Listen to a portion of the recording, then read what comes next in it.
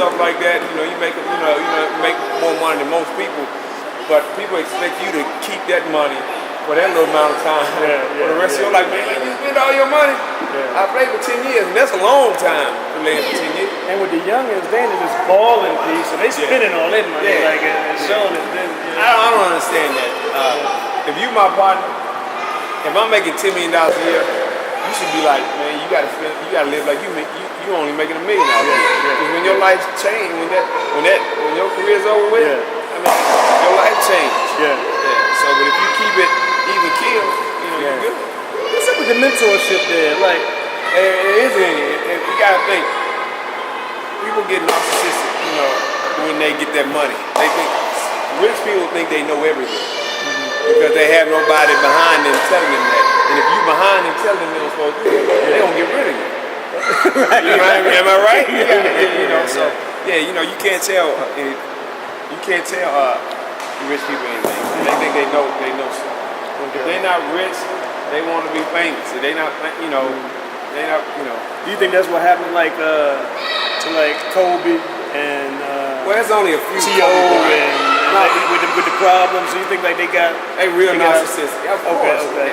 You kind of grew up. Man, I was like that.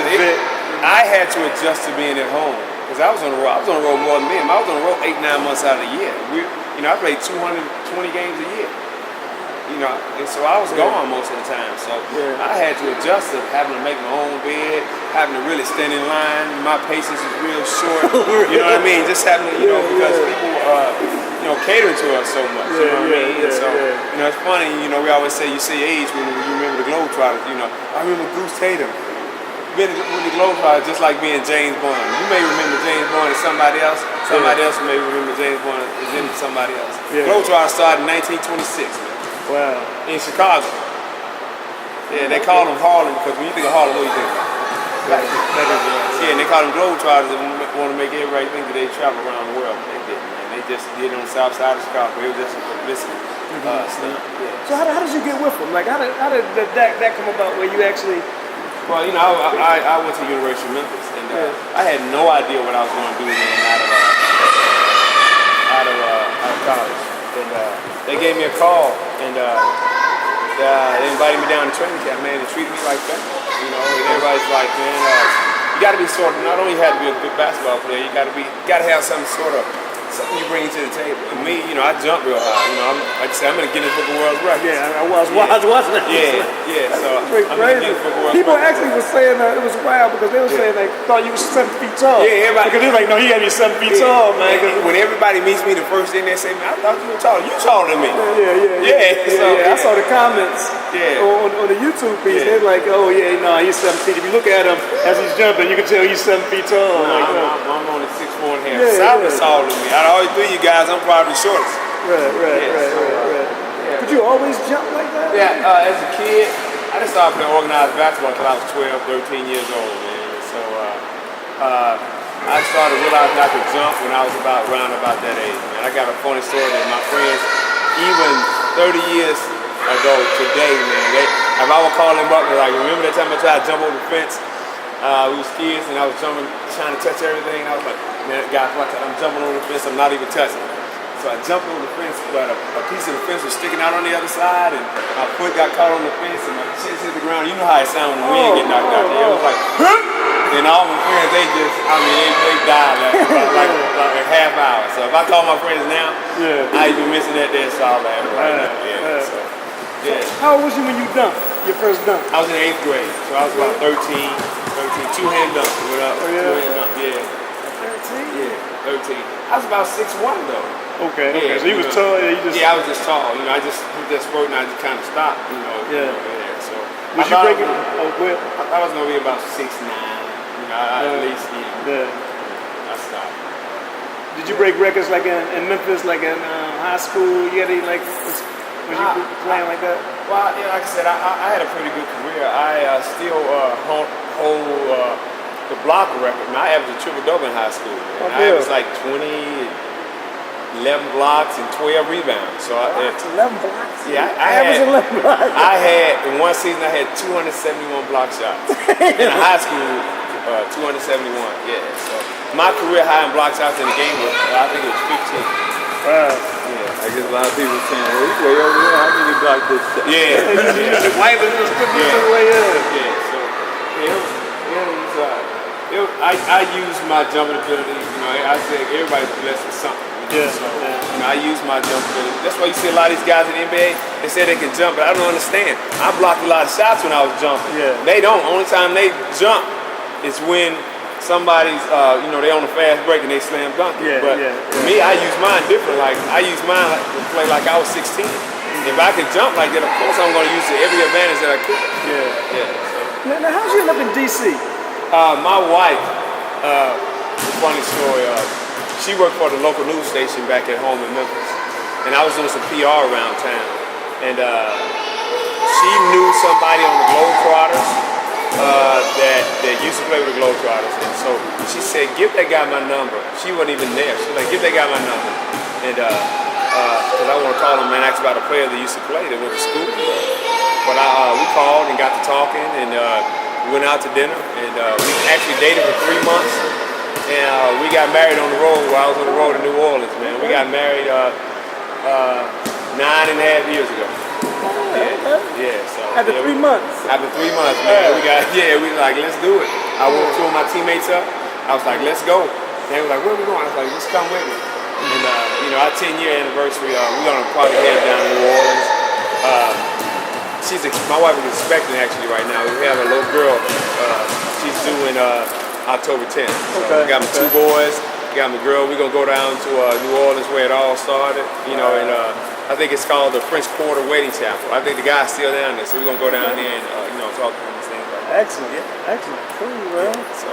And she was from. How'd you in D.C.? She's from. So while I was playing on the road, and she said she wants to work in the top 10, and she wants to work at home. She's from D.C. Oh, okay. So you know, she grew up and she graduated from Duke Ellington. Okay. Yeah, she's a Northeast girl over there on Oneida Street over there by Long Riggs over there in that area. So she said she wanted to move back, and at the time I was still playing, and I'm on the road 8-9 months out of the year. So I said, you know what, you can live wherever you want to, because I'm on the road. It's not fair for me to say no, we living here. Right. So had my son. She moved up here. We moved back home for a minute.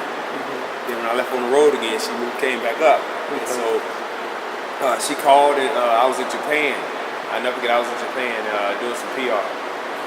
It was right around this time. Actually, it was right around this time. And she told me, she's like, you know, we're having another baby. You know, I'm pregnant. And I was like, I gotta go. You know, and that day, you know, I knew it was about that time because it was real close to my birthday. So wow. So it was around this time. Yeah, around 7 years ago. Yeah, 96 to 2006. And one of the things, it's not the world's record, it's not playing for the Globetrotters. The thing I'm most proud of that nobody hardly ever gets to do, I walked away on my own. I didn't try to play till I was 40, 42, 43, and they're like, no thanks, but no thanks. You know, because in life you're gonna get used. You know, it just doesn't matter. You know, you're gonna get used. So I was always setting myself up for the next step. I was always, even in my first year, I was worried about, like, I can't be here long. I can't be here trying to be here 15, 20 years. I can't do that. Because, you know, it was hard for me to leave, man. It was hard for me to leave even my 9th year. The night before I was leaving, man, I would be in tears. I had to leave my family. Because I know I'd be gone for months at a time. You know, I miss my friends. Just like, you know how me and you laugh and joke. Yeah. That's all we did all day. But I wouldn't, man, that, you know, all good things. And I really learned, the lesson I learned more than anything is everything, all good things come to an end. Everything. You just got to start another chapter in your life. Now, where do you think that came from? Like, everybody doesn't get that. Like, just most people don't get a chance to walk away on their own. Where did that come from with you? I don't know. It's just, I've always been like that, you know. You hold that ball, Miracle. You hold that ball, go outside, sweetheart. I've always kind of been like that. It's just, you know, my wife, me and my wife, we were watching that Oprah show, like Fatherless, Absentee Fathers or something like that. But I told my wife, I said, in my neighborhood, that was the norm. That was the norm, not having a father in there. So I didn't know what I was like, ooh, I need my dad with me. Oh, I need my dad. My mother was there. My grandmother was there. My aunt was there. I was raised on a whole bunch of women. Yeah. So I guess, they gave me the love that I needed. I didn't know what I was missing, but I never even used it as motivation. I never used it as anything. To me, it was just a part of life. Dad wasn't there, so I'm just like, we got to move on. So, but I didn't, I don't know if that made me, to be the dad that I am today. Like, look, I'm really going to be with my kids, and maybe something deeper than that. But man, my dad passed away about a year ago. So, but I don't know, man. It was just a part of life for me. Yeah. And man, I was just, my mother instilled those things, man, where you gotta have a plan. And I always think you gotta have a plan. That's what I tell a lot of kids around here. What's your plan? You gotta have a plan, man. You don't know. I'm scared if I didn't know where my next paycheck was coming from, or I didn't know how I was gonna eat, or things like that. That's scary. That's one of the most scary things in the world to me. So I have to be prepared to have a plan. So the one time I didn't have a plan was coming out of college, and thankfully, the Globetrotters called me. I could have maybe tried out for the NBA. Probably couldn't have made it. But if I wouldn't have made it, I would have went from being a marquee player on the Globetrotters to probably going to the CBA, making about $250 a week. You know what I mean? So I just kind of stuck with my guns, and I was a marquee player with them for 10 years. I even have a cutout at the Basketball Hall of Fame. The goal that I dunked on actually at the Hall of Fame. Yeah. Okay. So. So I had a chance to do things people won't do in 10 lifetimes, man. I met Nelson Mandela twice. Yeah. The second time, I'm gonna tell you how good he was. Second time, he called me by my first name. Wow. You hear me? That's real. You know what I'm saying? So he called me. Yeah. So there's only one person that ever asked for an autograph. And that was Muhammad Ali. That's a true story, man. When I broke, the day before I broke the Guinness Book of World Records, I had just bought a house earlier that year, but the day before I broke the record, we were in this art gallery, and I bought a bunch of pieces of art. I bought a painting of Bob Marley. I bought a painting of, just a lot of different things I like, and I bought a painting of Muhammad Ali.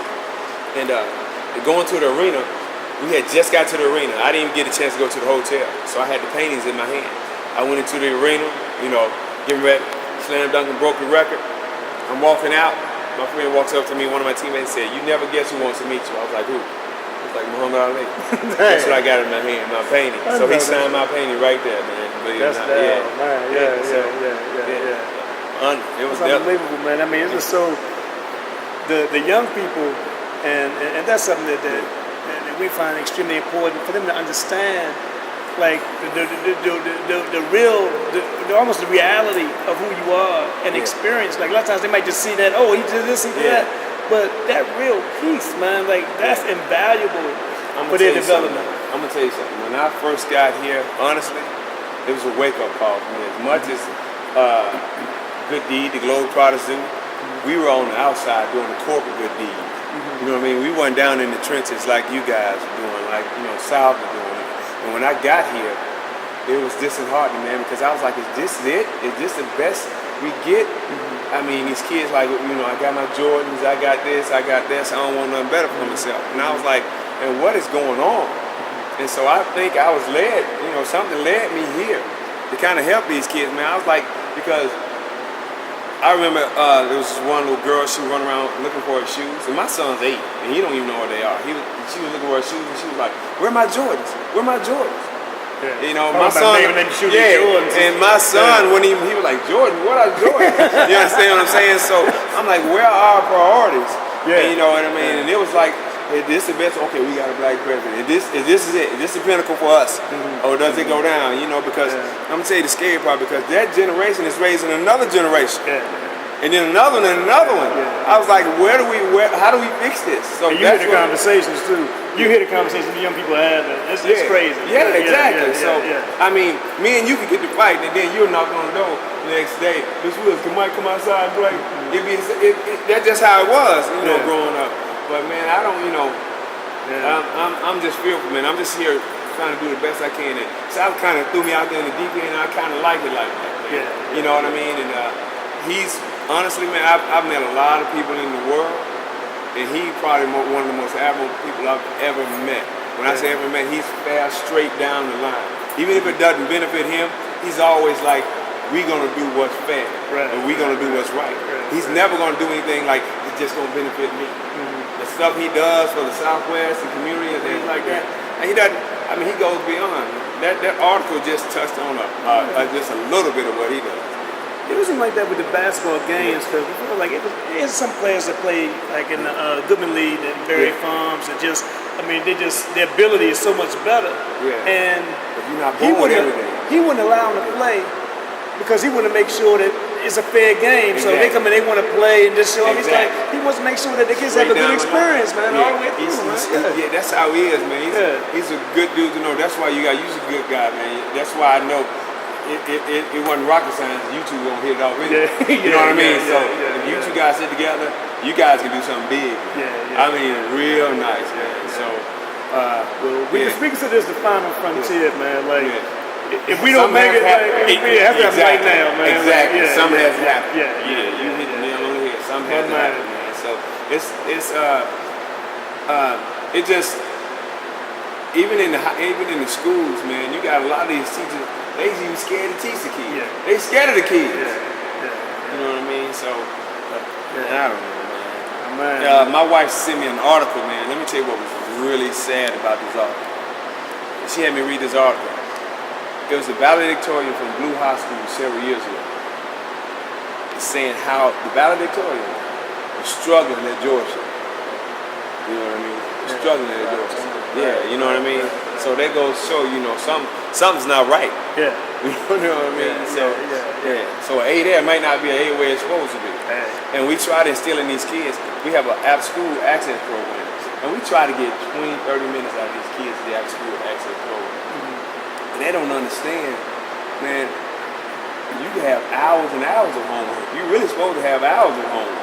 And that's what a lot of these kids don't understand. They're like, okay, I did 15, 20 minutes. I'm going to go ahead and do what I got to do.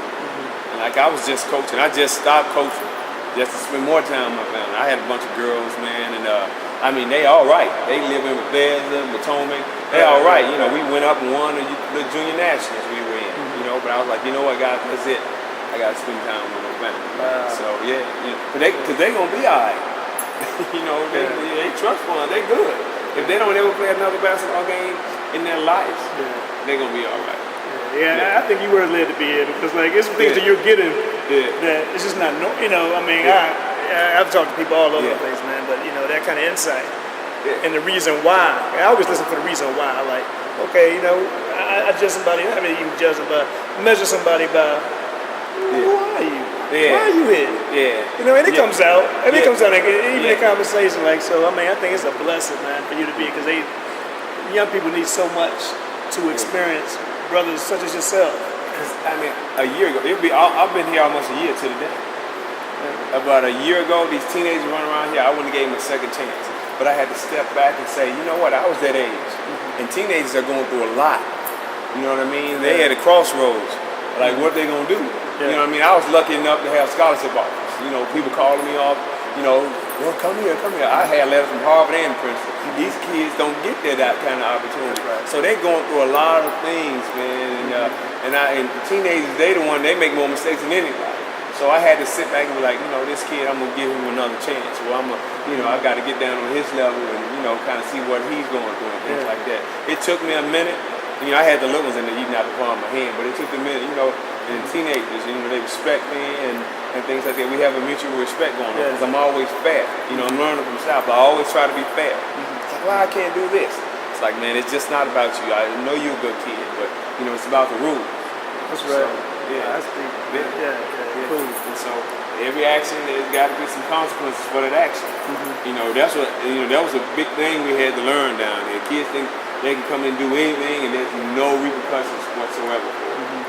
So we had to teach them, kind of life lessons like that. But, but it's not one big thing. Honestly, working here, man, what makes it so awesome, you see a little miracle almost every day working here, man. Really, man. For real, man. The magic, man, the South has, and he's trying to, give that, teach me those things.